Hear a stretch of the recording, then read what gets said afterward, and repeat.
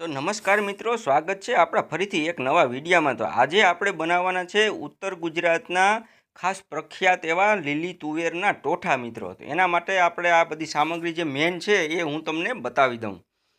આ આપણે લીલી તુવેર છે એ લઈ લીધી, અને આ લીલું લસણ છે, અને આ લીલી ડુંગળી છે, અને આ જે છે ને આમાં સૂકું લસણ છે, આદુ છે, લીલું મરચું છે, અને લીંબુ છે, અને આ સૂકી ડુંગળી છે એ ઝીણી સમારેલી છે, અથવા તો એને આપણે પ્યુરી બનાવેલી, અને આ છે ટમેટા, એને આપણે પ્યુરી બનાવી લીધી મિત્રો। આ મેન વસ્તુ હતી એ મેં તમને બતાવી દીધી। અને હવે આપણે છે ને આ તુવેર છે ને એને આપણે 2 સીટી કરી લેવાની છે। તો ચાલો એ હું તમને બતાવી દઉં। તો જેટલી તુવેર હોય ને એનાથી 2 ગણું પાણી લઈ અને 2 સીટી કરી લેવાની છે। તો આપણે અડધી વાટકી આ તુવેર હતી, તો આપણે 1 વાટકી પાણી નાખી દીધું,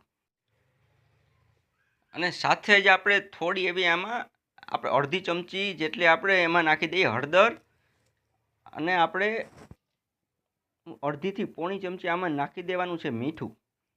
એટલે આપણી તુવેર છે એ સરસ મજાની બફાઈ જાય, અને જે મીઠું છે અંદર એમાં ચડી જાય મિત્રો। ઢાંકણને બંધ કરી અને 2 સીટી કરી લઈએ। આપણી 2 સીટી થઈ ગઈ, અને આપણી તુવેર છે ને એકદમ સરસ બફાઈ ગઈ મિત્રો, તમે જોઈ શકો છો। તો હવે આપણે એક કડાઈમાં 2 પાવડા જેટલું તેલ લઈ લેવાનું છે મિત્રો। આ તેલ થોડું આપણે વધારે પડતું આ શાકમાં રાખવાનું હોય છે। અને મિત્રો આ વિડીયોને તમે આખો અંત સુધી પૂરેપૂરો જોજો। આ તમને વિડીયો જોવાની પણ મજા આવશે, અને શાક જો ઘરે બનાવશો તો ખાવાની પણ મજા આવશે। આ તેલ આપણું બરાબરનું ગરમ થઈ જાય એટલે આપણે સૌથી પહેલાં ખડો મસાલો નાખી દઈએ। એમાં તમાલપત્ર છે, લવિંગ છે, કાળા મરી છે, એક તજનો ટુકડો છે, અને થોડું એવું એમાં જીરું નાખવાનું। આમાં રાઈ હોતી નથી મિત્રો। જેવો જ આપણો મસાલો કકડી જાય ને એટલે તરત આપણે લીલું લસણ નાખી દેવાનું છે એમાં, અને લીલી ડુંગળી નાખી દેવાની છે મિત્રો। એને આપણે બરાબરની પકાવવાની છે મિત્રો, બળવા દેવાની નથી આપણે।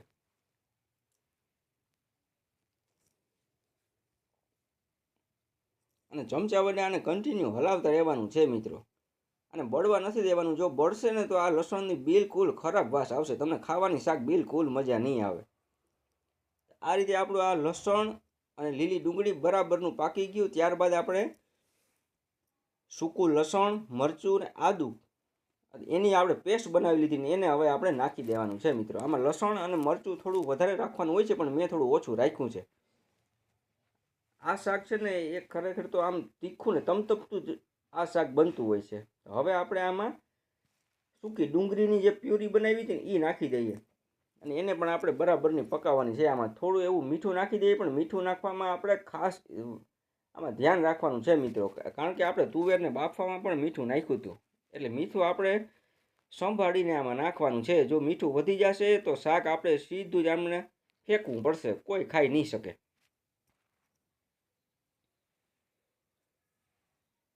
ડુંગળી આપણી બરાબરની સંતળાઈ જાય એટલે આપણા બધા મસાલા છે એમાં હું તમને બતાવી દઉં। આ લાલ મરચું પાવડર, એમાં કાશ્મીરી અને તીખું, અને હળદર, ધાણા જીરું, હિંગ, અને આ જે મસાલો છે ને મિત્રો એ આપણો મસાલો જે આપણે ઉત્તર ગુજરાતમાં જે ફેમસ હોય ને એ સિક્રેટ કહેતા હોય છે, પણ આ મસાલો છે ને એ આપણો પાઉંભાજી મસાલો છે। એમાં થોડો એવો ગરમ મસાલો આપણે એડ કરવાનો છે, અને થોડા એવા કાળા મરીનો પાવડર કરીને ભેગો એડ કરી દેવાનો, એટલે સેમ ટુ સેમ આપણો આ ટોઠાનો જ મસાલો બની જશે મિત્રો।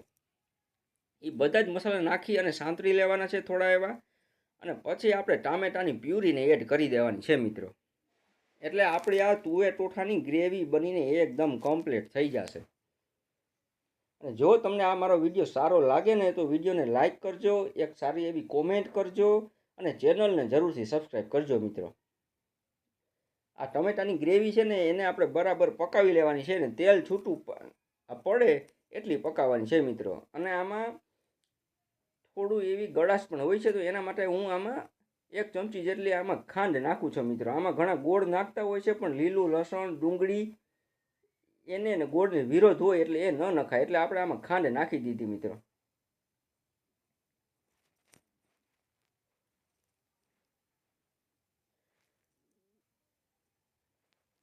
આપણી ગ્રેવીમાંથી તેલ છે ને એ છૂટું પડવા લાગ્યું છે મિત્રો. આપણી આ તુવેર ટોઠાની ગ્રેવી બિલકુલ બનીને તૈયાર થઈ ગઈ છે. તો હવે આપણી બાફેલી તુવેરને પાણી સાથે જ આમાં નાખી દેવાની છે મિત્રો. અને આ શાક હું તમને ગેરંટી આપું છું કે એકવાર બનાવશો ને શિયાળામાં એટલે તમે લગભગ અઠવાડિયામાં 2 વખત બનાવવાનું કહેશો મિત્રો. એવું જોરદાર શાક સ્વાદમાં લાગતું હોય છે. અને આને ખાસ કરીને ખાવાનું રોટલા સાથે હોય છે મિત્રો. બાજરીના રોટલા અને તુવેરના ટોઠા એટલે ખાવામાં જલસો પડી જાય મિત્રો. શાક આપણું ઉકળી ગયું છે અને બિલકુલ રેડી થઈ ગયું છે મિત્રો. હવે આપણે થોડી જ વારમાં ગેસને કરી દઈએ બંધ.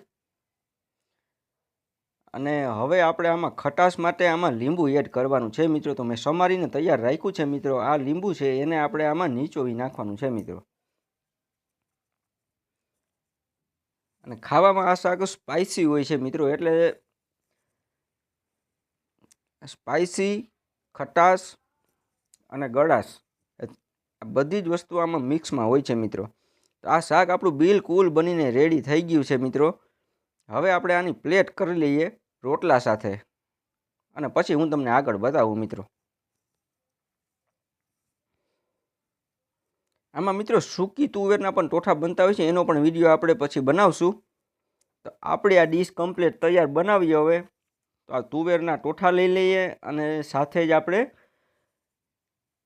સમારેલી ડુંગળી કચુંબરમાં અને બાજરીનો રોટલો મિત્રો. આ તુવેરનું શાક જોઈને જ તમને ખાવાનું મન થશે મિત્રો. સાથે જ આપણે આમાં બાજરાનો રોટલો મૂકી દઈએ હવે. અને સાથે આપણે મસ્તીની ઘાટી એવી છાશ રાખી દઈએ મિત્રો. એટલે ખાવામાં જલસો પડી જાય. આ છાશનો ગ્લાસ. આ આપણા ટોઠા એકદમ કમ્પ્લીટ છે બનીને મિત્રો. અને ખાવા માટે જોરદાર મજા આવે મિત્રો. જો તમને આ મારો વિડીયો સારો લાગ્યો હોય તો લાઈક કરો અને ચેનલને સબસ્ક્રાઈબ કરો. અને આ મારો વિડીયો જોવા બદલ તમારો ખૂબ ખૂબ આભાર મિત્રો.